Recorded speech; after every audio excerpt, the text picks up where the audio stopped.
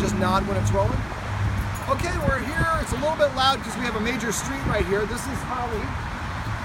There she is, who slipped out of her collar. In this video, we're gonna go over how you can use counter conditioning to help a dog develop a positive association with something. Now, the video above didn't show Holly freaking out, but Holly does not like when her guardian goes to the grill. She circles, she nips at him, she barks, she runs the fence. She's just very out of sorts. So for counter conditioning, what we want to do is we want to do a replacement behavior. So we're going to use the high value Tricky Trainer chicken liver treats that I have. What I do is I take one of these and I smash it so it's flat like a pancake. Now what we do is we're going to let the dog nibble on this while it's looking at the guardian while he is at the grill lighting the grill. Now my two tests, I like to put the dog, now it's quiet. We like to put the dog into a sit and take the treat and nibble on the treat. If the dog will not take the treat or refuses to sit, often it means I'm too close to the stimulus. So in that case, we would move further and further away. I don't know if she's gonna cooperate in this video or not, so we're just gonna go through all the details. Hopefully she will. I'm gonna have the guardian here. She's got a handful of these treats that I pre-smashed for her.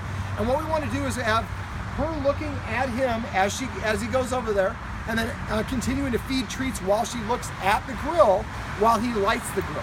Now the leash is gonna prevent her from running around. Technically, you don't have to use a leash. I'm gonna do it because I think that she's gonna run around, and right now we don't wanna chase her. But the idea is not to restrain her from the leash. We just want to find the distance where she feels comfortable enough to nibble on the treat and look at the stimulus while she's seated. Okay, so what we're gonna do is I'm gonna give one more of these to the guardian. I'm gonna take the camera, and then the other guardian is gonna go and film and go light the grill. All right. So now go ahead and try to get her to sit if you can. And one of the things that might help is take this and step on it. Step on the leash. There you go. All right, now you want to try to not block her visual to the grill. Try to get down here. All right, go ahead and let her nibble on one. And just pop that one in her mouth next time she comes towards it. Now she's acting a little bit different than she normally is, probably because of my presence. You guys don't have a ton of guests. And she kind of acts like this when you have guests around. Let's go a little bit closer. We might not be close enough. Sometimes you want to start far enough away where the dog's, there we go. All right, so let's do it right there. Step on the leash about 2 feet away. There you go, perfect. And just pop that treat in her mouth and she'll take it. Okay, so, all right, so let's do this. Let me have the leash here. There you go. And I'm gonna have you take the camera. And carefully don't put your finger in front there. There you go. And we have those treats. All right, so let's film me. Now, I want, we don't need to get the grill or the dog, just film me. There you go. Okay, so in this case, I don't know if she's gonna not wanna take the treats later on, so I'm gonna give you guys a plan B. I'm betting when I'm not here, especially when there's not a lot of traffic there, you'll be able to get her to do this. And the idea is you're gonna let her chew on the treat, at whatever distance she will stay seated while she's looking at you. And make sure that you have her looking at him, that she's not looking at the hot tub or anything else. The next step is we want to, when she's able to take a couple treats and be comfortable, all right, we'll grab, I'll kind of explain this, we don't need her for this anyways. Basically, the idea is we want to gradually get her closer and closer until eventually she's going to standing right there and we're feeding her treats while she's right next to the grill. But the key for this is not to push too far too fast. If you have her sitting at 20 feet away and then you go to 15 feet and she won't sit or she won't take the treat, that's saying it's too much. Back up and practice it 19 feet, then 18, 15. I usually like a lot of little steps. The whole idea for this is to do it so progressively the dog doesn't notice that we're getting closer until you're suddenly right there. Now there's something else we can do called behavior adjustment training. I usually use this for dogs that are aggressive towards people out of fear or frustration or territoriality or whatever it is. When dogs sniff the ground, that's a calming behavior. So what we might want to do is come out here with like some cheese, some shredded cheese, Parmesan, or if she likes, make sure it's something that agrees with her. And what we want to do is have her sprinkle it on the ground. I like doing it in the grass especially because in the grass it's harder. She has to work harder to get it. But now we're helping her mimic a sniffing behavior while this is going on.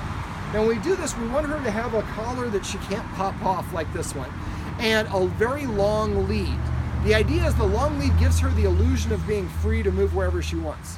Now when she starts staring at the grill, that's an indicator. If she starts breathing heavy, that's an indicator. Her ears go up, she starts pulling on the leash, her tail goes up, she gets stiff. Those are all indicators that she's getting close to going over and reacting at him. The whole point for behavior adjustment training is helping the dog practice the behavior before what we call sub-threshold, before they're reactive. So you might want to just go, and I would practice it a couple times independent of the grill. Just come out here with a handful of cheese, throw it on the grass way over there by your, closer to the fence, and let her sniff and lick up the cheese independent of this. So she just gets used to that behavior. Then the next, after she's done that a couple times, when you come out with the cheese, she's all about it. Her body language tells she's comfortable, she's energetic. Then what we want to do is have you over here with her on the leash, show her that this is going on, and you're kind of just sitting here. Don't be standing by the grill. And once she kind of starts getting interested in sniffing the cheese, then you get up and go to the grill and light it. Now the leash is going to prevent her. Don't let her go all the way to the leash. And if you want, you can Google BAT, B-A-T, leash on YouTube. There's ways that you can, I don't want to go through it in this video, it would take too long, but there's ways you can handle the leash, and it'll kind of explain how that goes. We don't want the dog to like run and then get to the end of the leash and get gonk. So the idea is I usually use gloves when I'm doing it to prevent my hands getting burned. As the dog runs, we're letting the leash go out and we're gradually clamping down and applying brakes, so it's a gradual slowdown. But the idea is we don't want her to rush there. We want to be so far enough away that, and with a mild enough distraction, that she's more interested in getting the cheese than this. And as we're doing this, the idea is for her to be loose in the yard, and we're not telling her what to do. She can kind of go over here, go over there. She just can't rush towards you. And we want her to practice using a balanced behavior while the grill is being lit, and have her gradually get a little bit closer, but we let her go. We don't tell her to go here or to go there. We just don't let her lunge towards you. Does that make sense? So then it will seem like you're doing nothing other than just sprinkling cheese on the ground, but the dog is practicing not doing the behavior that we don't want.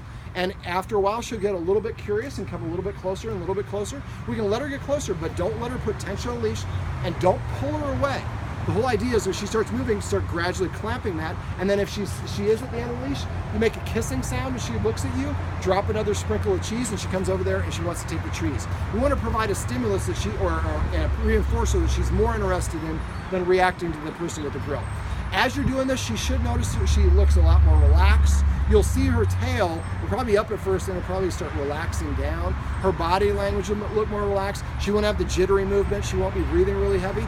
And eventually she'll kind of lead herself over. She'll be curious, but she's acting in a nice, calm, and balanced frame of mind. So these are two different ways that you can use if you have a dog that's reactive or biting somebody that's trying to light a grill or doing some other behavior that the dog disagrees with.